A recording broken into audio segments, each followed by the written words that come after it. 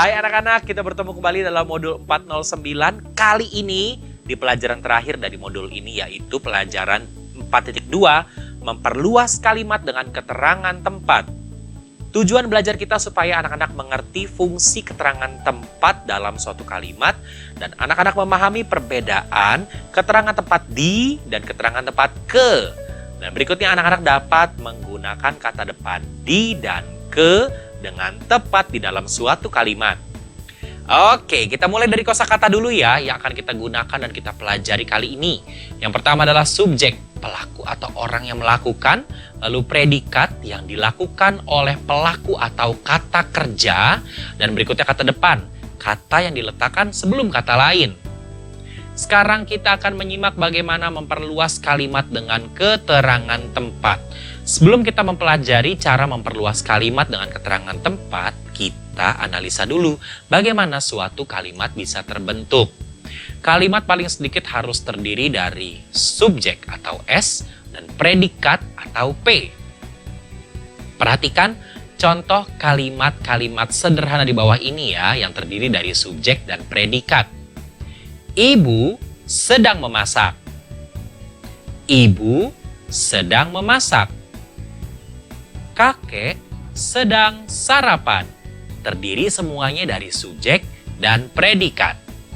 Anak-anak, untuk membuat suatu kalimat menjadi lebih luas dan jelas, maka kita dapat memperluas kalimat tersebut dengan keterangan tempat. Kita akan mempelajari lebih lanjut dua keterangan tempat sebagai berikut. Yang pertama adalah keterangan tempat di dan keterangan tempat ke. Kita lihat dari keterangan tempat di terlebih dahulu ya. Fungsinya yang pertama adalah untuk menunjukkan tempat di mana suatu hal atau suatu aktivitas terjadi. Contohnya, ayah sedang sarapan di ruang makan. Ayah sebagai subjek, sedang makan sebagai predikat, di ruang makan sebagai keterangan tempat. Lalu berikutnya, untuk menunjukkan lokasi suatu tempat merupakan suatu fungsi lain dari keterangan tempat di.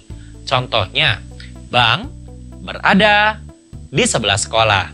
Bank adalah subjek, berada adalah predikat, di sebelah sekolah adalah keterangan tempat.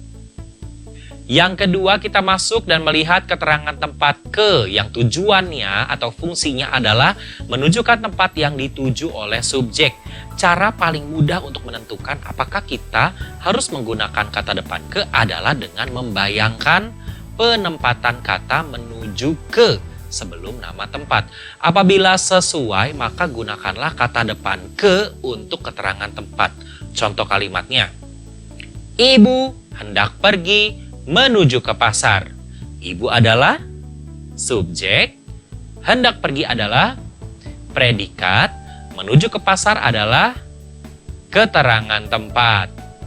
Sekarang coba kita berlatih dulu menentukan kata depan yang tepat, apakah kita menggunakan di atau ke, untuk keterangan tempat dari kalimat-kalimat berikut. Yang pertama, kepala sekolah menyuruh kami berangkat, sekolah lebih pagi.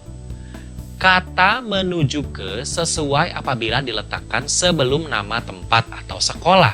Hal ini berarti kita dapat menggunakan kata depan ke dalam kalimat tersebut. Sehingga kalimatnya menjadi kepala sekolah menyuruh kami berangkat menuju ke sekolah lebih pagi. Sekarang kalimat yang kedua. Ayah membeli mainan untuk adik, toko mainan. Keterangan tempat di atas, toko, menunjukkan di mana aktivitas membeli mainan terjadi. Maka keterangan tempat di sesuai untuk digunakan dalam kalimat di atas. Dan kalimatnya berbunyi seperti ini. Ayah membeli mainan untuk adik di toko mainan. Saya akan pergi titik bank untuk menabung sisa uang jajan. Bagaimana kalau kalimat yang ini? Nah, kata menuju ke sesuai apabila diletakkan sebelum nama tempat. Dalam hal ini adalah bank. Hal ini berarti kata depan yang sesuai adalah ke.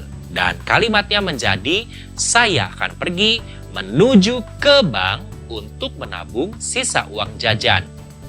Contoh berikutnya, rumah Linda berada Jakarta. Keterangan tempat di kota atau Jakarta menunjukkan lokasi di mana rumah Linda berada. Maka keterangan tempat di sesuai untuk digunakan dalam kalimat yang baru saja kita dengar. Jadinya seperti ini kalimatnya. Rumah Linda berada di Jakarta. Nah, pelajaran terakhir dari modul 409 sudah selesai. Memperluas kalimat dengan keterangan tempat. Sekarang waktunya untuk mengerjakan latihan yang terdapat dalam buku kegiatan bagian menulis. Dan sampai bertemu di modul yang baru ya.